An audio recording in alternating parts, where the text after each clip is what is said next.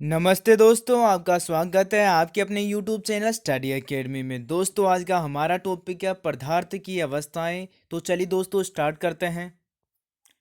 पदार्थ की अवस्थाएं दो भागों में विभाजित होती हैं, भौतिक अवस्था के आधार पर और रासायनिक संगठन के आधार पर। भौतिक अवस्था के आधार पर पदार्थ की तीन अवस्थाएं होती हैं: ठोस अवस्था, द्रव अवस्था और गैस अवस्था। दोस्तों, हम तीनों अवस्थाओं के बारे में अच्छे से पढ़ेंगे। तो चलिए दोस्तों स्टार्ट करें। ठोस अवस्था, पदार्थ की इस अवस्था में आकार व आयतन निश्चित होता है, अर्थात इनके आकार और आयतन में कोई परिवर्तन नहीं होता है।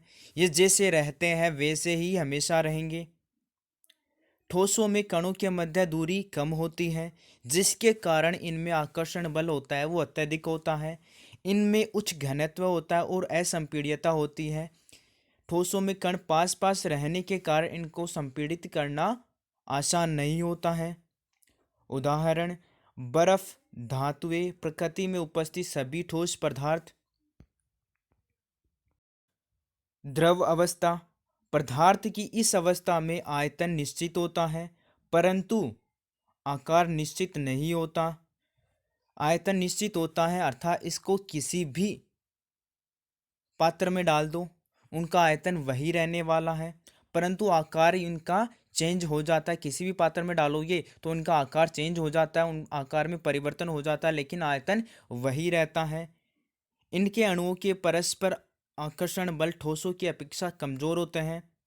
द्रव पदार्थ का घनत्व गैस से तो अधिक होता है, वह ठोसों से कम होता है। उदाहरण: जल, दूध आदि। गैस अवस्था, यह पदार्थ की वह अवस्था है जिसमें उसके आकार व आयतन दोनों ही अनिश्चित होते हैं। गैस के अणुओं की गति स्वतंत्र होती है, वह अंतराणुक बल दुर्बल होता है।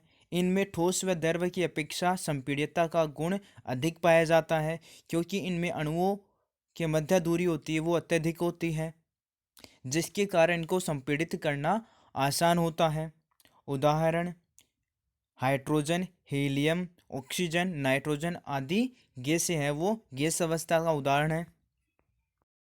रासायनिक संगठन के आधार पर पदार्थ की तीन अवस्थाएं हैं: तत्व, यौगिक और मिश्रण।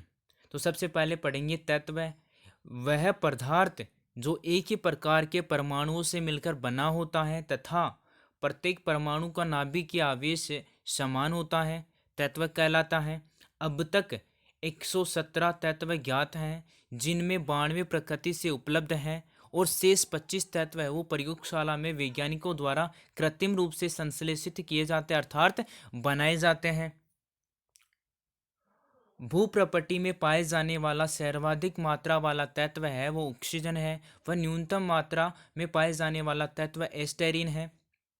भूप्रपट्टी में सर्वाधिक मात्रा में एल्यूमिनियम धातु है वो पाई जाती है।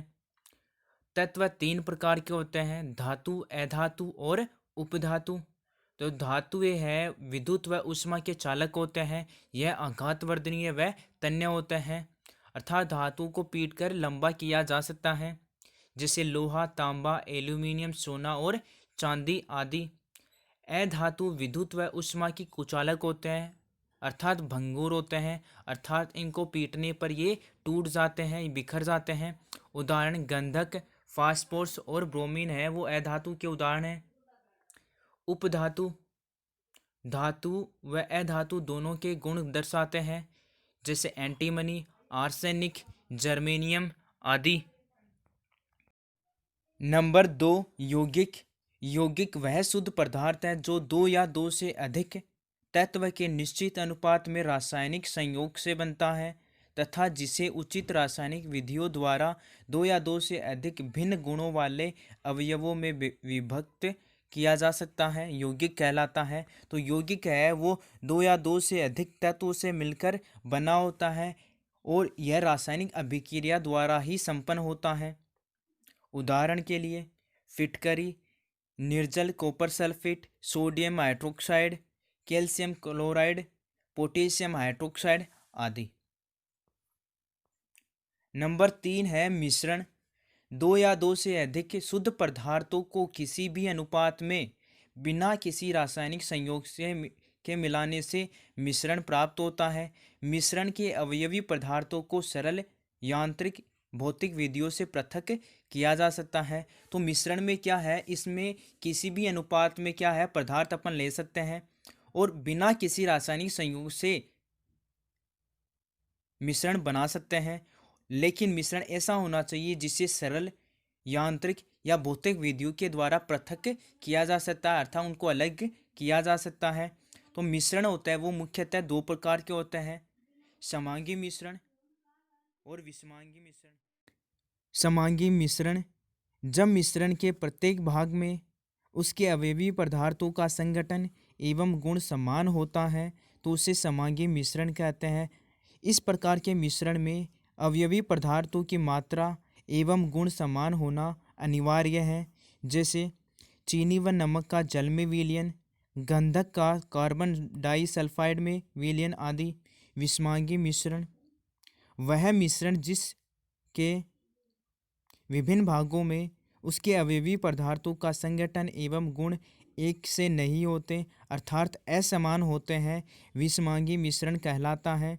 उदाहरण के लिए बालू नमक का मिश्रण है, वो विषमांगी मिश्रण का उदाहरण है। दोस्तों, अगर वीडियो अच्छा लगे तो लाइक कीजिए, शेयर कीजिए और सब्सक्राइब भी ज़रूर कीजिए। धन्यवाद।